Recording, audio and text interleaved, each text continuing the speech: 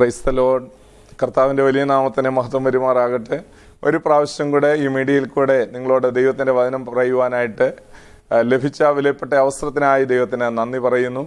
ഇപ്രകാരം ലോകമെമ്പാടും ഈ മീഡിയയിൽ കൂടെ എന്നെ കേട്ടുകൊണ്ടിരിക്കുന്ന എല്ലാ മാന്യപ്രേക്ഷകർക്കും യേശുക്രിസ്തുവിൻ നാമത്തിലുള്ള സ്നേഹവന്ദനങ്ങൾ അറിയിക്കുന്നു. നിങ്ങൾ പ്രകാരം ഈ വചനങ്ങളെ ശ്രദ്ധിക്കുന്നതിൽ എനിക്ക് വളരെ സന്തോഷമുണ്ട്. നിങ്ങളോടുള്ള ഹൃദയംഗമായിട്ടുള്ള നന്ദി അറിയിക്കുന്നു. എല്ലാ എപ്പിസോഡുകളും നിങ്ങൾ മിസ് ചെയ്യാതെ ഇത് കേൾക്കുവാൻ നിങ്ങളുടെ സ്നേഹത്തോടെ ഓർമ്മിപ്പിക്കുന്നു. നമ്മൾ ഒരു ബൈബിൾ സ്റ്റഡിയായിട്ട് വചനത്തിൽ പറഞ്ഞിരിക്കുന്ന ചില സത്യങ്ങൾ നമ്മൾ ചിന്തിച്ചു വരികയായിരുന്നു. സമാഗമന കൂടാരം എന്നുള്ള വിഷയമാണ് നമ്മൾ ചിന്തിച്ചുകൊണ്ടിരിക്കുന്നത്. ടാബർനാക്കിൾ എന്നുള്ള ആ വിഷയം തുടർച്ചയായിട്ട് ചില എപ്പിസോഡുകൾ നമ്മൾ ചിന്തിച്ചു വന്നു. കഴിഞ്ഞ എപ്പിസോഡിൽ ചിന്തിച്ച വിഷയം നിങ്ങൾക്ക് ഒരുപക്ഷെ ഓർമ്മയുണ്ടായിരിക്കും. ഈ സമാഗമന കൂടാരം എന്ന് പറയുന്ന അത് ഈ കാലഘട്ടത്തിലേക്ക് ഒരു സദൃശമാണ് എന്ന് എബ്രായ ലേഖനം 9-ാം അധ്യായത്തിന്റെ 9-ാം വാക്യത്തിൽ നമുക്ക് കാണുവാനായിട്ട് കഴിയുന്നു. 4 വിധത്തിൽ നമ്മൾ ഈ ഭാഗത്തെ നമുക്ക് സാദൃശ്യപ്പെടുത്തിയിരിക്കുന്നത് കാണുവാൻ കഴിയും. പഴയ നിയമ ദേവാലയത്തെ 4 സാദൃശ്യങ്ങളായിട്ട് നമുക്ക് ചിത്രീകരിച്ച് പഠിക്കുവാനായിട്ട് കഴിയും. ഒന്നാമത്തെ സാദൃശ്യമായി അത് ദൈവസഭയ്ക്ക് സാദൃശ്യമായിട്ട് കാണുവാനായിട്ട് കഴിയും. രണ്ടാമതായിട്ട് ക്രിസ്തുവിന് സദൃശമായിട്ട് കാണുവാനായിട്ട് കഴിയും. മൂന്നാമതായിട്ട് വിശ്വാസിക്ക് ഒരു സാദൃശ്യമായിട്ട് നമുക്ക് ഈ ഭാഗത്തെ ചിത്രീകരിക്കുവാൻ പഠിക്കുവാനായിട്ട് കഴിയും. അത് മാത്രമല്ല, കാലങ്ങൾക്ക് സദൃശമായിട്ട് നമുക്ക് ഈ തിരുവചനത്തെ പഠിക്കുവാനായിട്ട് കഴിയും. മാത്രമല്ല, സ്വർഗങ്ങൾക്ക് സാദൃശ്യമായിട്ട് ഈ സമാഗമന കൂടാരത്തെ പഠിക്കുവാനായിട്ട് കഴിയും. അങ്ങനെ ഇത് സാദൃശ്യപ്പെടുത്തുമ്പോൾ ഞാൻ ആദ്യമായിട്ട് ഓർപ്പിച്ചതുപോലെ തന്നെ ഒന്നാമതായി ദൈവസഭയ്ക്ക് ഇത് സാദൃശ്യം എന്ന് പറയുമ്പോൾ നമുക്കിതിനെ കോമൺ ആയിട്ട് നമുക്ക് ചിന്തിക്കുമ്പോൾ പഴയ നിയമ ദേവാലയത്തിന് 3 സ്ഥലങ്ങളുള്ളതായിട്ട് നമുക്ക് പഠിക്കുവാൻ കഴിയും. ഏറ്റവും ആദ്യത്തേത് ദ കോർട്ടാണ്, അഥവാ പ്രാകാരമാണ് നമുക്ക് ആദ്യമായിട്ട് കാണുവാനായിട്ട് കഴിയുന്നത്. രണ്ടാമതായിട്ട് കാണാൻ കഴിയുന്നത് വിശുദ്ധ സ്ഥലമെന്നും മൂന്നാമത്തെ സ്ഥലം അതിപരിശുദ്ധമായ സ്ഥലമെന്നും ഈ 3 സ്ഥലങ്ങളെ കുറിച്ച് നമുക്ക് പഠിക്കുവാനായിട്ട് കഴിയും. അപ്പോൾ ഇത് ഒരു വിശ്വാസിയോ ദൈവസഭയോട് സാദൃശ്യപ്പെടുത്തുമ്പോൾ ദൈവസഭയ്ക്കും ഇങ്ങനെയുള്ള 3 അനുഭവങ്ങൾ ഉള്ളതായിട്ട് നമുക്ക് കാണുവാനായിട്ട് കഴിയും. ആദ്യമായിട്ട് നമുക്ക് ഒരാൾ ദൈവകൃപയിലേക്ക് വരുമ്പോൾ നമുക്ക് അറിയാം, ദൈവസഭയ്ക്ക് സാദൃശ്യമായിട്ട് നമ്മളതിനെ പഠിക്കുമ്പോൾ ആദ്യത്തേത് ഒരാൾ നീതീകരണം പ്രാപിക്കണം, രണ്ടാമതായിട്ട് വിശുദ്ധീകരണം പ്രാപിക്കണം, മൂന്നാമതായിട്ട് തേജസ്കരണം പ്രാപിക്കണം. പ്രത്യേകിച്ച് റോമാലേഖനം നാം വായിക്കുമ്പോൾ നമുക്ക് മനസ്സിലാക്കാൻ കഴിയും, ഒരുവൻ നീതീകരിക്കപ്പെടണം. വിശ്വാസത്താലാണ് നീതീകരിക്കപ്പെടുന്നത്. റോമാലേഖനം 5-ാം അധ്യായത്തിന്റെ 1-ാം വാക്യത്തിൽ പറഞ്ഞിട്ടുണ്ട്, വിശ്വാസത്താൽ നീതീകരിക്കപ്പെട്ടിട്ട് നമ്മുടെ കർത്താവായ യേശുക്രിസ്തു മുഖാന്തരം നമുക്ക് ദൈവത്തോട് സമാധാനമുണ്ട് എന്നാണ് പറഞ്ഞിരിക്കുന്നത്. അതിൽ നിന്ന് നമുക്ക് മനസ്സിലാകും, നീതീകരിക്കപ്പെടുന്ന ഒരു അനുഭവം ഉണ്ടെങ്കിൽ മാത്രമേ ഒരാൾക്ക് ദൈവസന്നിധിയിലേക്ക് അടുത്ത് ചെല്ലാനായിട്ട് കഴിയത്തുള്ളൂ. എങ്ങനെയാണ് നീതീകരണം? വിശ്വാസത്താലുള്ള നീതീകരണമാണ്. ലോകമെമ്പാടും വിശ്വാസത്താലുള്ള നീതീകരണത്തെ കുറിച്ച് ഈ കാലഘട്ടങ്ങളിൽ പ്രത്യേകിച്ച് ദൈവസഭയുടെ ഇരുണ്ട കാലഘട്ടത്തിന് ശേഷം ലോകത്തിലേക്ക് ആ വിശ്വാസത്താലുള്ള നീതീകരണം എന്നുള്ള ഒരു വിഷയം കൊണ്ടുവന്നത് മാർട്ടിൻ ലൂതർ എന്ന് പറയുന്ന ദൈവദാസനാണ്.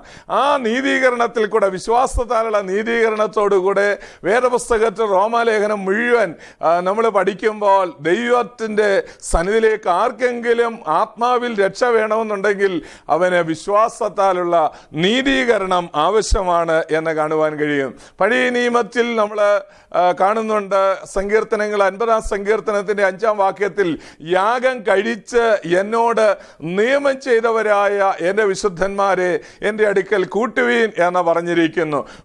പഴയ നിയമ ദേവാലയത്തിന്റെ ആദ്യ ഭാഗമായിരിക്കുന്ന ആ പ്രാകാരം, അവിടെ യാഗമായിരുന്നു നടന്നുകൊണ്ടിരുന്നത്. യാഗം നടക്കുമ്പോൾ ഒരു കാര്യം ഉറപ്പായിരുന്നു, യാഗം കഴിക്കാതെ ഒരാൾക്ക് ദൈവസന്നിധിയിലേക്ക് ഒരു ആക്സസ്, അഥവാ യാഗം കഴിക്കാതെ ഒരാൾക്ക് ദൈവസന്നിധിയിലേക്ക് ഒരു പ്രവേശനമില്ല. ദൈവസന്നിധിയിലോട്ട് വന്ന് യാഗം കഴിക്കുന്ന ഒരാളിന് അങ്ങേയറ്റം കൃപാസനം വരെ പോകാനായി, അഥവാ പുരോഹിതൻ ആണ്ടിലൊരിക്കൽ അവിടെ വരെ ചെല്ലുവാനായിട്ടുള്ള അവകാശമുണ്ട് എന്ന് നമുക്ക് പഠിക്കുവാൻ കഴിയും. അപ്പോൾ ഇതിൽ നിന്നും നമ്മൾ മനസ്സിലാക്കേണ്ടത്, വിശ്വാസത്താൽ ആണ് നീതീകരണം സംഭവിക്കുന്നത്. അത് യാഗവുമായി ബന്ധപ്പെട്ടിരിക്കുന്നു. പഴയ നിയമ വിശുദ്ധന്മാർ യാഗം കഴിച്ചപ്പോൾ അവർ വിശ്വാസത്താലാണ് യാഗം കഴിച്ചത്. ഹാബേലിന്റെ കാര്യം എടുക്കുമ്പോൾ തിരുവചനത്തിൽ വളരെ വ്യക്തമായി വിശ്വാസ പട്ടിക പറയുമ്പോൾ, വിശ്വാസ വീരന്മാരുടെ പട്ടിക പറയുമ്പോൾ അവിടെ എഴുതിയിരിക്കുന്നു, വിശ്വാസത്താൽ ഹാബേൽ കായീന്റേതിലും ഉത്തമമായി യാഗം കഴിച്ചു എന്നാണ് പറഞ്ഞിരിക്കുന്നത്. അപ്പോൾ അവൻ യാഗം കഴിക്കുമ്പോൾ അവൻ കൊണ്ടുവന്ന ഒരു ആടിനെ അറുക്കുന്നെങ്കിലും അവൻ വിശ്വാസത്താലായിരുന്നു അത് ചെയ്തത് എന്ന് നമുക്ക് പഠിക്കുവാൻ കഴിയും. അതുകൊണ്ട് ദൈവസഭയ്ക്കതൊരു സാദൃശ്യം എന്ന് പറയുമ്പോൾ, പഴയ നിയമ ദേവാലയത്തിന്റെ ആദ്യ ഭാഗമായി ഇരിക്കുന്ന ദേവാലയത്തിന്റെ ആ പ്രാകാരത്തിന്റെ ആദ്യ സ്ഥലത്ത് യാഗമാണ് നടക്കുന്നത്. യാഗം കഴിച്ച് നമ്മൾ ദൈവത്തോട് നിരപ്പ് പ്രാപിക്കേണ്ടതായിട്ടിരിക്കുന്നു. അഥവാ ഇത് പുതിയ നിയമത്തിലേക്ക് വരുമ്പോൾ യേശുക്രിസ്തുവിന്റെ യാഗബലിയെയും ക്രൂശിനെയും അത് കാണിക്കുന്നു എന്ന് നമുക്ക് പഠിക്കുവാൻ കഴിയും. ആ ഭാഗത്തേക്ക് പിന്നീട് നമുക്ക് വരാം. എന്നാൽ ഈ കാലഘട്ടത്തിലേക്ക് സദൃശമായിരിക്കുന്ന ഈ ദൈവസഭയ്ക്ക് സദൃശമായിരിക്കുമ്പോൾ വിശ്വാസത്താലുള്ള നീതീകരണം പ്രാപിച്ച ദൈവസഭയ്ക്ക് മാത്രമേ ദൈവസന്നിധിയിൽ എടുക്കപ്പെടുവാൻ, കർത്താവിനെ മടങ്ങി വരവെങ്കിൽ പോകാനായിട്ട് കഴിയുള്ളൂ എന്ന് നമ്മൾ ഓർത്തിരിക്കുക. രണ്ടാമത്തെ ഭാഗം നമ്മളവിടെ കാണുന്നുണ്ട്. രണ്ടാമത്തെ ഭാഗം വിശുദ്ധ സ്ഥലമാണ്.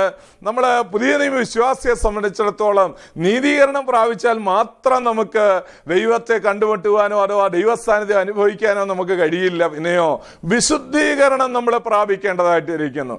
വിശുദ്ധീകരണം എന്ന് പറയുന്നത് ഒരു ദിവസം കൊണ്ട് അവസാനിക്കുന്നതല്ല. നമ്മൾ രക്ഷിക്കപ്പെട്ട ദൈവവേദനെ സംബന്ധിച്ചിടത്തോളം അവൻ വിശ്വാസത്താൽ നീതീകരിക്കപ്പെട്ടു എന്ന് പറയുന്നത് അവൻ്റെ ഒരു പാസ്റ്റിൽ, അല്ലെങ്കിൽ അവൻ്റെ ഒരു കഴിഞ്ഞ കാലങ്ങളിൽ, ഭൂതകാലങ്ങളിൽ സംഭവിച്ച ഒരു കാര്യമാണ്. എന്നാൽ വർത്തമാന കാലഘട്ടങ്ങളിൽ നടക്കേണ്ട ഒരു കാര്യമുണ്ട്. രക്ഷിക്കപ്പെട്ടതിന് ശേഷം രക്ഷിക്കപ്പെട്ടുകൊണ്ടിരിക്കുക എന്ന് പറയുന്ന ഒരു ഭാഗം, അത് വിശുദ്ധീകരണമായിട്ട് ദൈവത്തിന്റെ വചനം നമ്മെ ഓർമ്മിപ്പിക്കുന്നു. റോമാലേഖനം 7-ാം അധ്യായം അപ്പോസ്തലനായ പൗലോസ് എഴുതുമ്പോൾ അതിൽ നിന്ന് താൻ പറയുവാൻ ആ ഭാഗം പറയുമ്പോൾ അവിടെ പ്രത്യേകിച്ച് പ്രതിപാദിക്കുന്ന ഒരു വിഷയം അതാണ്, വിശ്വാസത്തിന് ശേഷം ഒരു വിശുദ്ധീകരണം ആവശ്യമാണ്. വിശുദ്ധീകരണം കൂടാതെ ആരും കർത്താവിനെ കാണുന്നില്ല എന്ന് നമുക്ക് പഠിക്കുവാനായിട്ട് കഴിയും. ഇതിന് ആധാരമായി ദൈവവചനത്തിൽ നിന്ന് തന്നെ നമുക്ക് ഒരു ഭാഗം നിങ്ങളുടെ ശ്രദ്ധയിലേക്ക് കൊണ്ടുവരുവാൻ ഞാൻ ആഗ്രഹിക്കുന്നത് കർത്താവിന്റെ അന്ത്യ അത്താഴമാണ്. യോഹന്നാന്റെ സുവിശേഷം 13-ാം അധ്യായത്തിൽ അത് പറഞ്ഞിട്ടുണ്ട്. യോഹന്നാന്റെ സുവിശേഷം 13-ാം അധ്യായത്തിൽ ശിഷ്യന്മാരുടെ എല്ലാം കാലുകൾ കർത്താവ് കഴുകുകയാണ്. അങ്ങനെ കാലുകൾ കഴുകി വരുമ്പോൾ പത്രോസിന്റെ അരികിൽ വരുമ്പോൾ പത്രോസ് പറയുകയാണ്, കർത്താവേ ഒരിക്കലും പാടില്ല, എൻ്റെ കാല് കഴുകരുത്, ഞാൻ ഒരിക്കലും അങ്ങനെയൊക്കെ ചെയ്യരുത് എന്ന് പറഞ്ഞും കൊണ്ട് തടയുമ്പോൾ കർത്താവ് പറയുന്ന ഒരു കാര്യമുണ്ട്, ഞാൻ നിന്നെ കഴുകുന്നില്ല എങ്കിൽ നിനക്ക് എന്നോടുകൂടെ പങ്കും ഓഹരിയും ഇല്ല എന്ന് പറയുകയുണ്ട്, പങ്കില്ല എന്ന് പറയുകയുണ്ടായി. അങ്ങനെ എന്താണ് കർത്താവ് പറയാൻ കാരണം? അടുത്തതായിട്ട് കർത്താവിനോട് അവൻ പറയുകയാണ്, അങ്ങനെയാണെങ്കിൽ എന്നെ മുഴുവനായിട്ട് കഴുകണം, തലയും കൂടെ കഴുകണം, കാലുകൂടെ കഴുകണം എന്നൊക്കെ അവൻ പറയുന്നുണ്ട്. എന്നാൽ കർത്താവ് ഒരു കാര്യം അവനോട് പറഞ്ഞു, കുളിച്ചിരിക്കുന്നവന് കാലല്ലാതെ കഴുകുവാൻ ആവശ്യമില്ല എന്നാണ് പറഞ്ഞിരിക്കുന്നത്. കുളിച്ചിരിക്കുന്ന എന്ന് പറഞ്ഞാൽ രക്ഷിക്കപ്പെട്ടിരിക്കുന്ന, ആത്മാവിൽ ജീവൻ പ്രാപിച്ചിരിക്കുന്ന നിനക്ക് ഇനിയും ഒരു മുഴുവനായിട്ടുള്ള കഴുകലിന്റെ ആവശ്യമില്ല, കാൽ മാത്രം കഴുകേണ്ടതായിട്ടിരിക്കുന്നു. എന്താണ് കാലിനെ കാണിക്കുന്നത്? ലോകത്തിൽ നമ്മൾ ജീവിക്കുമ്പോൾ ഈ ലോകവുമായിട്ട് ഏറ്റവും അധികം ബന്ധപ്പെടുന്ന ഒരു ഭാഗം, അഥവാ ഈ മണ്ണുമായി ഈ ലോകവുമായി ബന്ധപ്പെടുന്ന ഒരു ഭാഗം നമ്മുടെ കാലാണ്. ആ കാലുകൾ കഴുകണം എന്ന് കർത്താവ് പറയുക. അതിന്റെ അർത്ഥം കാലുകൾ കഴുകുമ്പോൾ നമ്മുടെ ലോകവുമായിട്ടുള്ള ബന്ധത്തിൽ നമുക്ക് പറ്റിയിരിക്കുന്ന എല്ലാ അശുദ്ധികളും കഴുകുവാനായി യേശുവിനെ ഏൽപ്പിച്ചു കൊടുക്കണം. കർത്താവേ, എൻ്റെ നടപ്പിനിടയിൽ എന്തെങ്കിലും അശുദ്ധികൾ പറ്റിയോ എന്ന് കർത്താവിനോട് ചോദിച്ചാൽ കർത്താവ് നിശ്ചയമായിട്ട് അത് കാണിച്ചു തരും. കർത്താവ് അത് നമ്മെ കാണിച്ചു തരിക മാത്രമല്ല, കർത്താവ് കഴുകുവാനായി ഏൽപ്പിക്കുന്നവരെ കഴുകുകയും ചെയ്യും. ദൈവത്തിന്റെ വചനം പറയുന്നു, അവന്റെ പുത്രനായ യേശുവിന്റെ രക്തം സകല പാപം പോക്കി നമ്മെ ശുദ്ധീകരിക്കുന്നു എന്നാണ് കാണാൻ കഴിയുന്നത്. 1 യോഹന്നാൻ 1:7 വാക്യത്തിൽ ആ വാക്യം കാണുന്നു. രണ്ടാമതായിട്ട് 1 യോഹന്നാൻ 2-ാം അധ്യായത്തിന്റെ 1-ാം വാക്യത്തിൽ, കുഞ്ഞുങ്ങളെ നിങ്ങൾ പാപം ചെയ്യാതിരിപ്പാൻ ഞാൻ ഇത് നിങ്ങൾക്ക് എഴുതുന്നു എന്ന് പറഞ്ഞിട്ട് അടുത്ത വാക്യങ്ങളിൽ കാണാൻ കഴിയുന്നു, ഒരുവൻ പാപം ചെയ്തു എങ്കിലോ നീതിമാനായ ക്രിസ്തു ദൈവത്തിന്റെ ഭാഗത്ത് നമുക്ക് വേണ്ടി ഉണ്ട് എന്നാണ് പറഞ്ഞിരിക്കുന്നത്.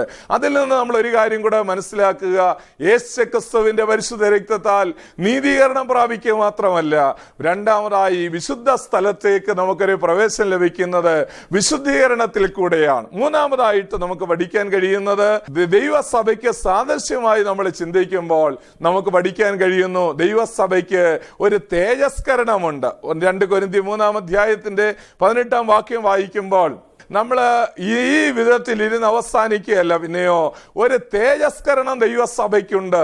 ദൈവത്തിന്റെ മക്കൾ ഇവിടെ നിന്ന് നാം രൂപാന്തരപ്പെടാൻ പോകുകയാണ്.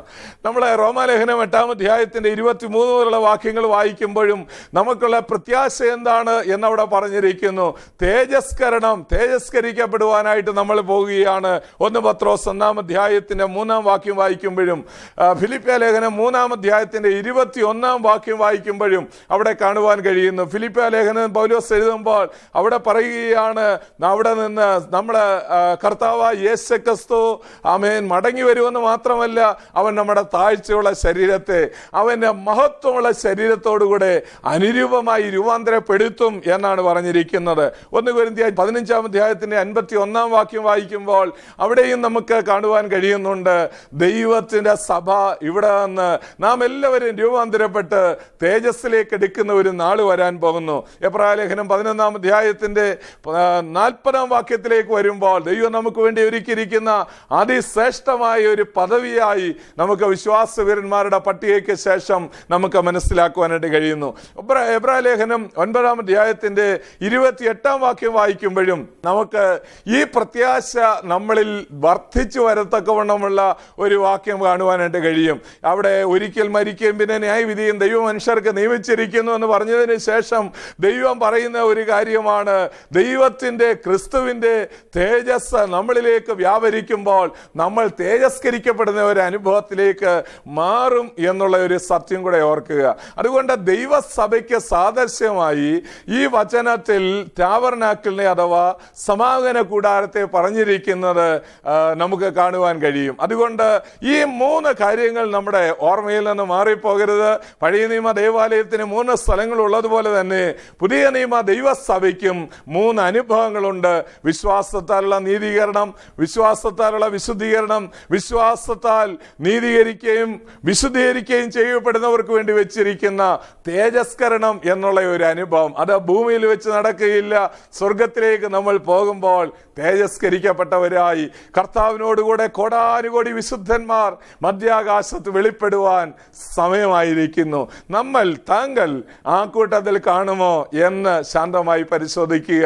നിങ്ങളുടെ പുറമേയുള്ള മനുഷ്യൻ നാൾക്ക് നാൾ ഈ ലോകത്തിൽ വെച്ച് ക്ഷയിച്ചവസാനിക്കുമ്പോൾ കൂടാരമായ നമ്മുടെ ഭവനം അഴിഞ്ഞു പോയാൽ കൈപ്പണിയല്ലാത്ത ദൈവത്തിന് ദാനമായൊരു കെട്ടിടം ഞങ്ങൾക്ക് സ്വർഗത്തിലുണ്ട് എന്ന് പൗലോസ് പറഞ്ഞ പ്രകാരം ഈ ദിവസങ്ങൾ നമുക്ക് അതിനായിട്ട് കാത്തിരിക്കാം. സർവശക്തനായ ദൈവം അതിനായി നമ്മളെ ഓരോരുത്തരെയും സഹായിക്കും. പഴയ നിയമ ദേവാലയമാകുന്ന ആ ടാബർനാക്കിൾ അഥവാ സമാഗമന കൂടാരം ദൈവസഭയ്ക്ക് ഒരു നിഴലായി നമ്മളെ ചിത്രീകരിച്ച് പഠിപ്പിച്ചപ്പോൾ ഇത്രയും വലിയ ആത്മീയ സത്യങ്ങൾ അതിനകത്ത് ഉൾക്കൊള്ളിച്ചാണ് ദൈവം നമ്മളെ അതെല്ലാം വചനത്തിൽ പഠിപ്പിച്ചിരിക്കുന്നത്. അതുകൊണ്ട് നമുക്ക് ഈ ദിവസങ്ങളിൽ എങ്ങനെ ധ്യാനിക്കാം, ദൈവമേ തേജസ്കരിക്കപ്പെടുവാനുള്ള അനുഭവത്തിലേക്ക് എന്നെ ആത്മീയമായി ഉയർത്തണമേ, വളർത്തണമേ എന്ന് നമുക്ക് പ്രാർത്ഥിക്കാം. എപ്പോൾ കർത്താവ് വരും? നിങ്ങൾ ഈ പ്രസംഗം കേട്ടുകൊണ്ടിരിക്കുമ്പോൾ കർത്താവ് വരുമോ അറിയില്ല. എന്നാൽ കർത്താവിന്റെ മടങ്ങി വരുമെങ്കിൽ തേജസ്സോടെ നാം എടുക്കപ്പെടും. ആ കൂട്ടത്തിൽ നിങ്ങൾ കാണുമോ? താങ്കൾ കാണുമെങ്കിൽ ഞാൻ ധന്യനായി. ഞാനും കർത്താവും ദൂതന്മാരും സന്തോഷിക്കും. ലോകമെമ്പാടുള്ള വിശുദ്ധന്മാർ സന്തോഷിക്കാൻ ഇടയായി തീരും. ഒരുപക്ഷെ നിങ്ങൾക്ക് ആ ഉറപ്പില്ലെങ്കിൽ ഇന്ന് ദൈവത്തോട് പ്രാർത്ഥിക്കണം. തുടർന്ന് നിങ്ങൾ പ്രാർത്ഥിക്കുമ്പോൾ കർത്താവ് നിങ്ങളെ സഹായിക്കും.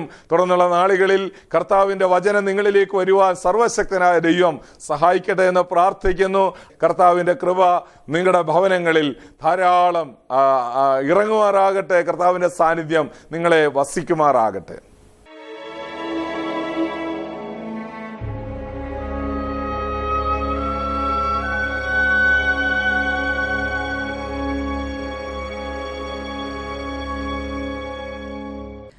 വാഗ്ദത്തങ്ങൾ വിശ്വസ്തനായ ദൈവമേ, സ്വർഗീയ പിതാവേ, ഈ നല്ല സമയത്തിനായി ഞങ്ങൾ ഒരുമിച്ച് അങ്ങേക്ക് സ്തോത്രം ചെയ്യുന്നു.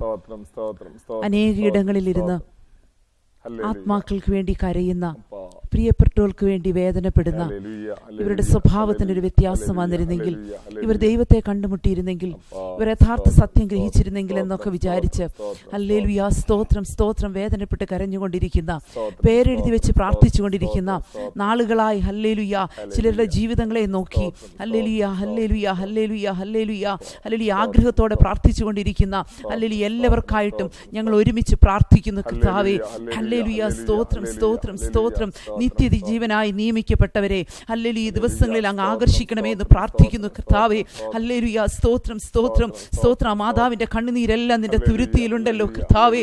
ഹല്ലേലൂയ സ്തോത്രം സ്തോത്രം സ്തോത്രം. Hallelujah hallelujah hallelujah. ആ പ്രിയപ്പെട്ടവരുടെ കണ്ണുനീർ നിന്റെ തുരുത്തിയിലുണ്ട്.